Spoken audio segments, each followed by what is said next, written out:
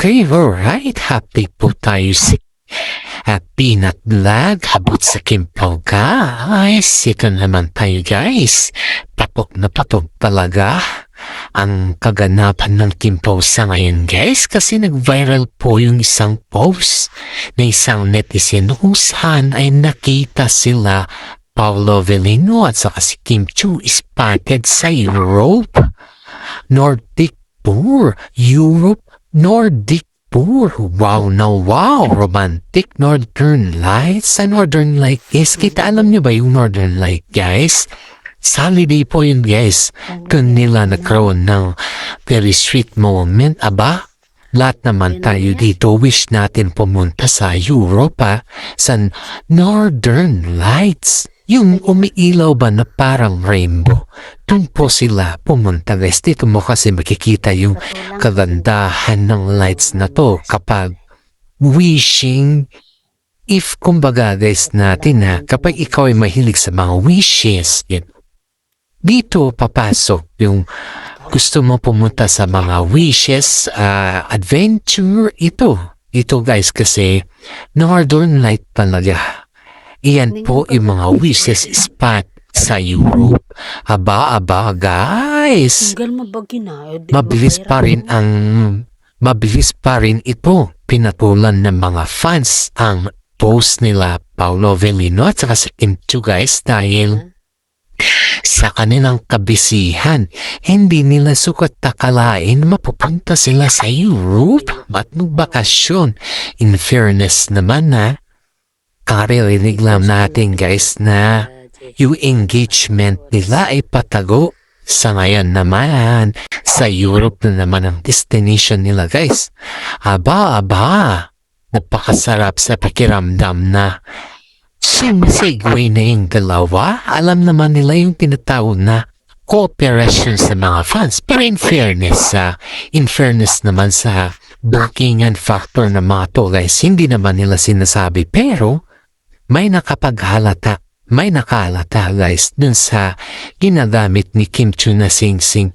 Haba, in fairness naman kay Kim Chiu, doon to depensa naman. Di naman niya inaamin kung anong kaganapan or anong sukat yung kamay ni Kim Chiu. Pero in fairness naman na, nag-joke si Vice Ganda na, aba, ang cute naman ang daliri mo, anong sukat mo?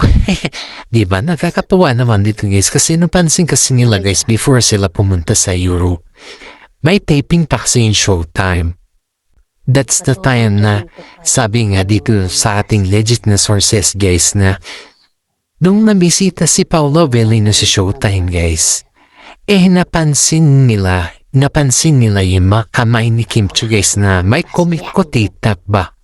May lights, may star sa kamay ni Kim Chiu. Ayun pala yung sing-sing. Aba, hindi natin alam, guys, yung couple ring or engagement ring or a wedding ring. Pero sabi nga nila, guys, lahat ng sing-sing may kahulugan. Kaya nung nakita ni Vice Ganda at pinuri lang yung kamay ni Kim Chiu, sabi maganda yung kanyang kamay, yun pala yung pinapahiwatig ni Vice Ganda, guys, ay engaged na sila. Haba, nababa sa mga netizen dyan, guys. Lahat naman tayo dito ay kinikilig na naman sa ating ayud. And after that, guys, ang napansin din ng mga netizen, mga staff, yung kamay ni Kim Chiu, hindi na, kumbaga, guys, is biglang iniba ni Kim Chiu yung usapan. Pero dun sa usapan na yun, guys, marami din mga tao ang nagtatanong bakit hindi pa umaamin si Kim Chiu. May ebidensya na. Aba si Paolo, nung bumisita sa showtime, guys, binubuli siya na, alam mo na, para umamin, epic ba? Yun yung pambubuli ng mga staff kay Paolo Avellino. Pero hindi naman ito umamin. Natutuwa lang siya, tawang-tawa lang siya. Ewan lang natin kung bakit tawang-tawa lang siya sa ganon or something na there's something fishy. Aba, kaya ito, guys? Hindi naman natin alam po talaga kung ano yung kanila aamin na ba. Ayun yung ating yun yung ating aabangan, guys, kasi ito sa Northern Light sila pumunta. Ibig sabihin guys, hindi ka naman pupunta dun kung wala ka namang purpose eh. It's just a celebration sa kanilang engagement. Yun pa yung purpose dito guys.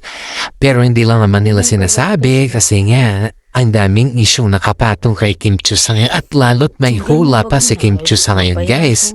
May hula pa si Kim Chiu sa ngayon guys na alam mo yung hula niya guys ay mag-iingat daw siya sa kanya mga kaibigan o tinuturing na kaibigan kasi hindi niya alam po sino yung talagang kaibigan niya o sino sa kanila talaga yung tinuturing na kaibigan na mga ahas sa kanya guys. Marami naman din ang senang nasasabi guys na mag-ingat talaga si Kim Chiu kasi may mga hula talaga na totoo at may mga hula naman talaga na hindi naman totoo guys. Pero in fairness naman dito, alam naman din natin kung ano yung mga katotohanan. Kasi marami kasi naiinggit kay Kim Chiu guys, lalot siya ay sikat, lalot ang ganda ng kanyang mga project at lalo marami din siyang mga ina-endorse or kumbaga guys is nasa kanya na talaga nakafocus talaga kay Kim Chiu lahat yung mga blessing guys. Kaya ito yung sinasabi ng mga karamihan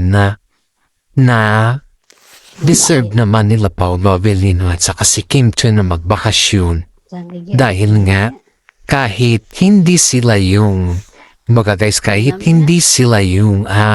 very updated sa kanyang sokmed kasi matagal nang nananahimik yung dalawa sa sokmed kasi pansinin ninyo yung kanilang mga post, mga previous post, hindi na yung mga updated post yung ganda lang ginagawa kasi yung mga dati pa nilang post ba, yun guys, yun yung kanilang mga pinopost. Pero in fairness sabi nga ng mga netizen dito guys na kahit man lang daw isang picture or dalawang picture man lang sa kanila ay yung makita lang ba na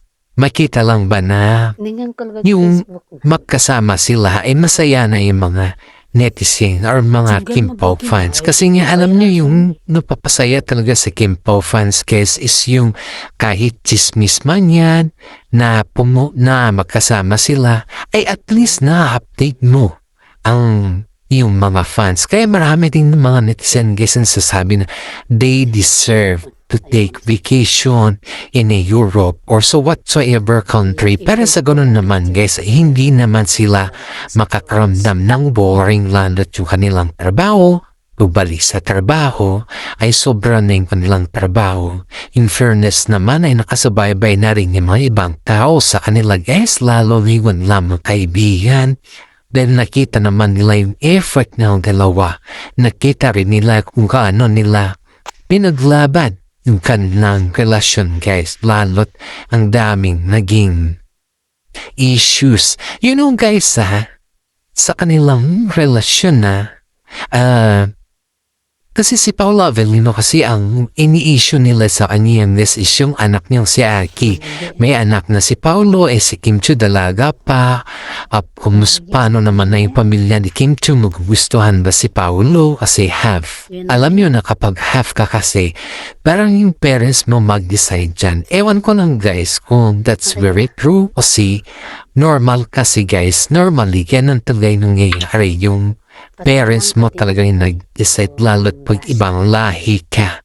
Pero ewan lang natin guys kasi pinaglaban naman ni Kim Chiu si Paolo Avellino Kita naman natin yung pagmamahal ni Kim Chiu kasi kabi-kabilaan na yung issue kay Paolo ay nandyan pa rin si Kim Chiu para kay Paolo. Diba? Kaya wala naman tayong magiging wala naman tayong masamang tinapay dyan kasi tayo nga kung sakaling gano'n naman yung sistema, nakita mo naman na pinapaglaban ka ng babae, ba't mo naman bibitawan kung sakali, di ba?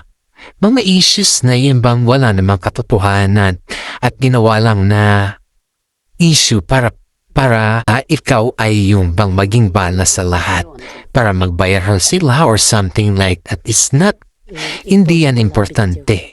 Kaya nga sabi ni Paolo Avellino na, ba't ko naman siya bibitawan? Kita ko naman ang sakripisyo niya sa aming relasyon. Yun guys, si mga napabiliban nila kay Paolo Avellino guys kasi dahil ang daming putik na binato kay Paolo Avellino habang sila ni Kim Chiu, habang kumbaga guys, yung nag-uumpisa pa lang sila. Kita mo yung mga expression ng mga tao dun kay Paolo Avellino na hindi niya deserve si Kim Chiu. Kita mo yung mukha ng mga tao na, ito ba? Totoo ba to? Kim Pao talaga? Ganun ba? Yung may mga suddenly, they look like hindi deserve ni Paolo si Kim Chiu. Pero kita mo naman, habang sila'y on set, napapatunayan naman nila guys na ang lakas na kanilang chemistry. At hindi lamang yan guys pati yung pamilya ni Paolo Avellino guys, syempre nagbisita na dun si Kim Chiu. Tignan mo yung pang-welcome nila kay Kim Chiu dun. Hindi mo sukat akalain na ganun yung pang-welcome nila kay Kim Chiu. Yung as in na welcome, as in na alam nila na deserve naman ni Kim Chiu na i-welcome siya ng ganun kasi mahal na mahal siya ni Paolo.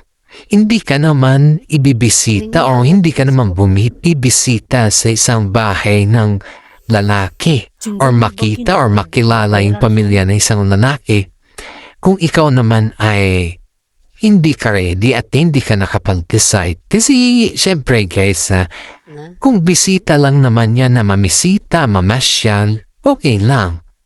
Pero yung kikilalanin mo na talaga yung from roots to head na sinasabi natin, aba syempre, ikaw ay gusto mo na talaga at ready ka na dun. Kasi hindi ka naman gagawa ng mga bagay-bagay na hindi mo alam kung paano reserbahin. Diba guys, maraming mga netizen dito ang nasasabi na